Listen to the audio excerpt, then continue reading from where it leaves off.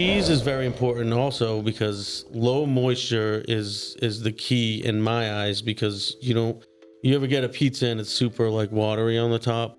Yeah. And it's not just grease from the sauce. That's what I was going to say. I always thought it was grease. Well, you're getting water and you're getting the grease. And the water's from the cheese. Correct. So if you use cheap cheese, it's going to be watery. Yeah, Correct. you have You're to gonna have be able to all see it. imported Italian, from Italy, imported cheeses, imported sauce, tomatoes for the sauce. What's up, Camden County? You are catching episode 36 of the Getting in Your Business podcast. This Getting in Your Business podcast is made possible by our Chairman Circle sponsors, Georgia's Own Credit Union, Comcast Business, Georgia Power Company, Sparklight, Plug Power, St. Mary's DDA, TDS Telecom, and Ameris Bank. All right, guys, I'm your host, Alison Shores from the Camden County Chamber of Commerce, and I have a treat for y'all today. I have some of my favorite people in the studio with us. We have Mike and Mary Rose from the Green Room. Yay! Thank you guys for being here. I'm super excited. Let's just get things started. I know you guys are not from Camden County. Your accents did not give that away at all.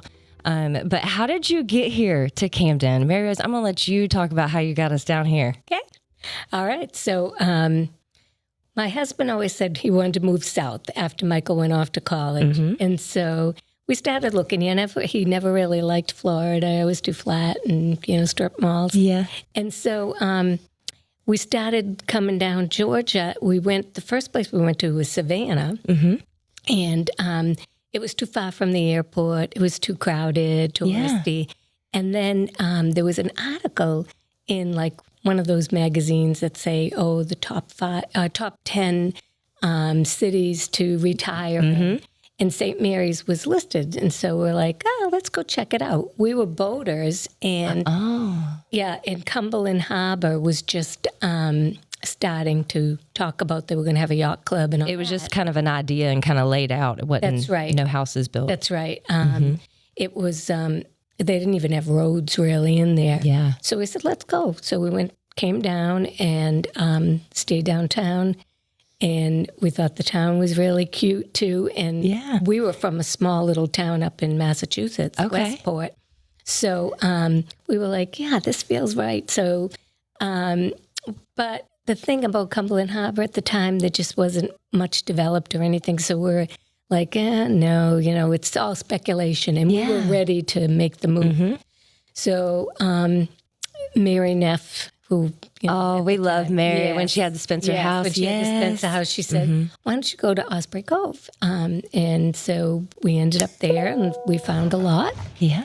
And built a house. And we said, this is where we want to be. And so what year was that? That was in 2004. Okay. All right. 20 years ago. So we built, we got the lot in 2004 and built. So then by the time we came, it was probably 2005. And then I was working as a hairdresser. Well, actually, I was working in the school system, waiting on my hairdressing license because it's not reciprocal. Yeah. So I worked at the middle school, Camden Middle School for a while. And then once I got my license, I was working at a salon. And Bill Gross was putting that strip mall in out front of Osprey. Yes, which is beautiful. Yeah, and he was like, I really think a spa would go nice there. And so he started kind of talking to my husband about it. And I was like, but I'm semi-retired. You work for somebody else and everything.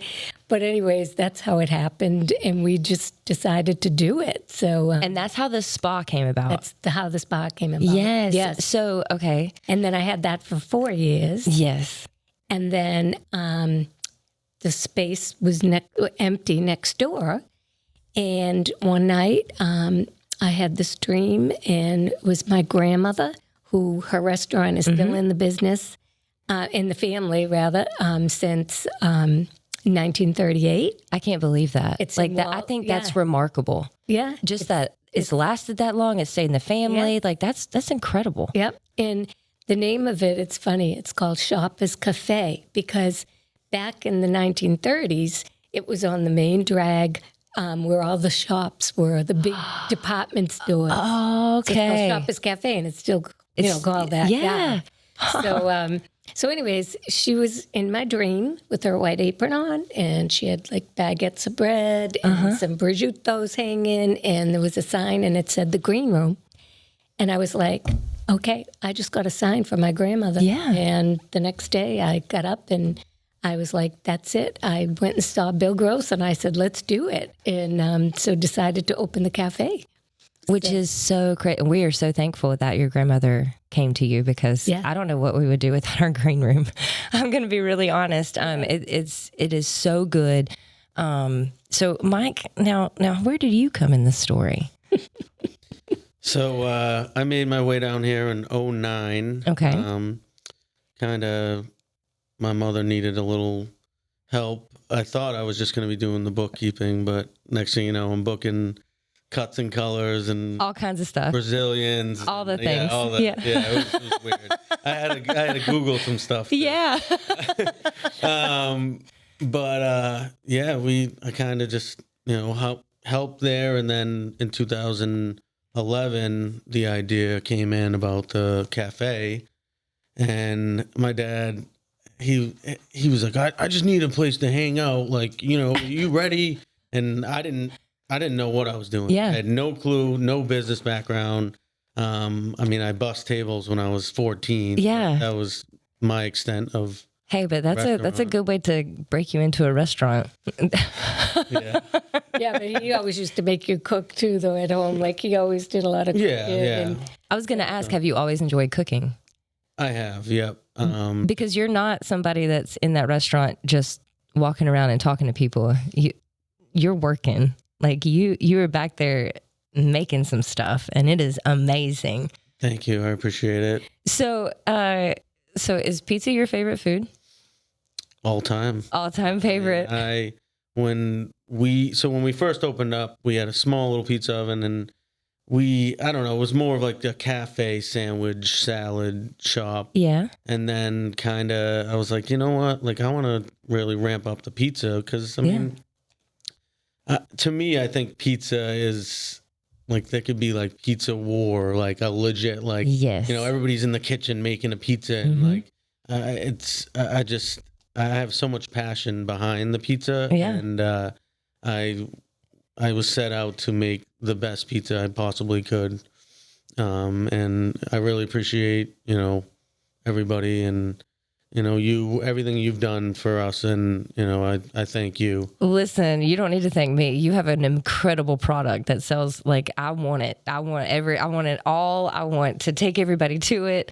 But you have this shirt that I always see that says "What recipe" on the back. So, like, tell me the story behind all that. So Sicilians have, this way of, we don't have a recipe. We just throw a little here, a little there. You let the ancestors tell you when to stop. Correct. Yeah. And so when I started learning the marinara sauce that my dad made, I would be standing behind him at the green room, and I was like, "Can you write this down?" And he was like, "No, stand right here, right here." And he was like, "What? Like, just see what's in my hand." And I'm like, and it took a while, and the kids that I'm teaching now to make it, they're like, "Well, how much?" I'm like, "Just stand here and touch me," and they laugh, but like, you can tell if it's a little, like, I can tell. I know other people can't, but like, it's a little off, I'm like, "Hey, you need to add a little more of this," or, so. Your dad would be so proud. Yeah. Look at you. Honestly, I would love to see his reaction to where we are now than, when he passed away in 2017, and that's the one thing he's looking down. He's like, yes, that's it. Probably yelling at me still. Yeah. So I just want to recap that. And your sauce is homemade. Yeah. It's not some prepackaged thing that you have going on. We use it on everything. We use it on pizza. I know a lot of, when I first started, doing, because when we first opened, we did Sicilian. It was thicker. It came, the bakery would deliver it. It was just a shell. And, it was good, but it just didn't sell as well as like the New York thick style. Yeah. And we experimented. We have a dough recipe, but the water here is just it's not good in my opinion. I mean, I know a lot of people say the same thing. So and it's hard, and so that comes with a lot of things that you just can't get around. And you can put systems in, but we found a company that could do our recipe. Yeah, our recipe with New York style water. And we can get it delivered. Isn't 6 that days funny? A week. So that I was like, that makes a difference. Oh, the water from different. I would never, in my mind, that wouldn't make a difference. Water is water, people, but it does. 100%. And we're from Mass, so Mass and New York's rival. But I will say right now that New York has better bread and dough and pizza because of the water. Yes. Learned something today. Mm-hmm. Okay. So we talked about the dough. What about the cheeses? So the cheese is very important also because low moisture is the key in my eyes, because you ever get a pizza and it's super like watery on the top. Yeah. And it's not just grease from the sauce. That's what I was going to say. I always thought it was grease. Well, you're getting water and you're getting the grease. And the water's from the cheese. Correct. So if you use cheap cheese, it's going to be watery. Yeah, correct. you're going to have all imported Italian, from Italy, imported cheeses, imported sauce, tomatoes for the sauce. I say this all the time, that we have such incredible people in our community that bring their talents, their passions, their family stuff. They bring it for our community. So our business community is literally putting everything on the table to bring, us. For y'all, it's this pizza, this food that's just comfort food, that's family food, that's traditional, that's so good. And I think y'all are just a prime example of that. I mean, look at the care that you're taking to bring your product here. You're not taking the cheap way. You're not taking the easy way. I mean, you could easily just buy some marinara and buy cheese that's, just regular cheese, just whatever. You could do all that, but you don't. And you can taste the difference. I know on Wednesdays when we take our military tour in there, the one thing they always say to me, what is this cheese? This cheese is the best cheese I've ever had on a pizza. What is this cheese? And I'm like, listen, it's called the green room. Because that's the only answer I have. Now I've learned a lot today. Well, there's one other thing too, is our wines. They're Sicilian wines, and they're farmed organically. And I met the guy, we went to the winery in Sicily and chose these wines because they don't have the heavy sulfates like a lot of other wines do. So, people can drink a bottle of it and they're like, oh, I don't get a headache. But the difference is they're farmed organic wines. Listen, you just opened up my brain to a whole lot of things. I feel, wine without a headache. Hey. Yes. Right. So question with that, are y'all going to do some more wine nights and stuff? Are those in the future? I know we've done them in the past. Yeah, we're going to, December's just crazy. Yeah. Probably January or early spring. Yeah. We have a lady, is she district manager of the state. We met her through the wine company, but she's from Mass, and so we kind of so we had a connection. Hit it off. Yeah. So she was like, I will do your wine tastings, just let me know whenever. And she's so knowledgeable, and I mean that takes so much off of my plate, because if I just have to make the food and she sells the wine, or it's a good relationships are hard to find, and when you get one like that, you have to really hold on. And speaking of good people, you also have really great people that work with you at the Green Room. Dallas, of course, is one of my favorites, but they take such good care, and they all work together, and they're all showing up for their shifts, and they're like family. They are, but I can tell that they feel that way with you guys, and so that's what I think is so neat. You guys are a family, and so I just appreciate that, and I love it. Something else I wanted to talk about. I know that when you think Italian, you're thinking more the marinara and stuff, but you have some good Alfredo sauce. Can we just touch on that for just a second? So yeah, I think that it's an underrated dish on the menu. For sure. You know, I took this opportunity to really throw it out there. Yeah, I mean, it's a lot of people see broccoli because it's a chicken, and that was another one of my dad's recipe. Chicken broccoli ziti, it's called. But he always did it with olive oil, white wine. But I know Alfredo is people just love Alfredo. Yeah. So we do it with the Alfredo. But you know, you can get it without broccoli. You know, a lot of people. I mean, chicken and pasta Alfredo is my favorite. You know, growing up, and so I think people should give it a try. Oh, absolutely. And you home make it. Like, come on, gotta try it. What's your favorite thing, Mary Rose? I would probably have to say I really like the pizza too. You like the pizza? Yes. Yeah. I know we were talking earlier. My husband loves it. Like, he had a leftover piece. I don't know if it was from one of our Wednesdays or something. That was it was just a cheese slice, maybe in 2 slices in the box. That was it. Yeah. And he's like, I'm just going to heat this up, you know. He was like, what is this? This is just a cheese reheated pizza, and it's amazing. Yes. He was like, what does he do to this pizza? And I'm like, I don't know. I do. I love the pizza. It is really good. The cutlets. Yeah. Cutlets, you know, chicken parm. Well, something else that I love you guys do, you bring some of, I guess, being in Mass, like, you bring some stuff with you. You have the lobster rolls. Oh, yes. What else do we have? I feel like y'all bring stuff back. There was a chowder one time. I don't know if it was a clam chowder or something that you brought. Yeah. All that my husband loves. I'm a picky eater, and I have to tell everybody that, but he like loves that lobster roll. Yeah. He was like, I've never had one. I didn't ever even seen one before I got here. So I didn't know anything about a lobster roll. So how often do you guys do that?